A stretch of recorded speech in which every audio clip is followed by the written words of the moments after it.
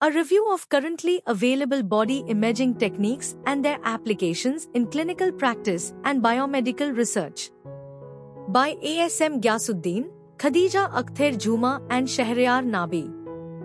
Background: Imaging modalities have advanced both clinical practice and research by providing a systematic method for differentiating phenotypes of human BC that diverge from what is considered normal, that is, having low bone mass, osteopenia, osteoporosis, low muscle mass, sarcopenia, high fat mass, obesity, or high fat with low muscle mass, sarcopenic obesity. Applications of imaging technology modalities have accumulated evidence that individual components of body composition, BC, have significant influences on chronic disease onset, disease progression, treatment responses, and health outcomes. Objective: This study analyzed the currently available body imaging techniques and their applications in clinical practice and medical research. Methods: To review the various body imaging techniques and their applications in clinical practice and medical research, Medline, PubMed, Google Scholar, ResearchGate, and other databases were searched. Furthermore, references to selected studies and documents available in different libraries were also searched. Many comprehensive reviews have been published on assessing BC using various imaging methods. Findings: Imaging modalities have provided a systematic method for differentiating phenotypes of BC that diverge from normal, i.e. having low bone mass, osteopenia, osteoporosis, low muscle mass, sarcopenia, high fat mass, obesity, or high fat with low muscle mass, sarcopenic obesity. Tremendous advances have been made over the past decades in the sensitivity and quality of imaging techniques such as dual energy X-ray absorptiometry, DXA, computed axial tomography, CT, ultrasound, US, magnetic resonance imaging, MRI, magnetic resonance spectroscopy, MISIS, positron emission tomography, PET, bioelectrical impedance analysis, BIA, etc. Advances in DXA, CT, and US techniques have increased their applications in assessing adipose and lean tissue in various body deposits. US has become one of the most convenient imaging methods that have emerged for quantifying tissue amounts and types, due to widespread availability in clinical practice. These imaging techniques have been useful in differentiating layers or depots within tissues and cells, enhancing our understanding of distinct mechanistic, metabolic, and functional roles of BC within human phenotypes.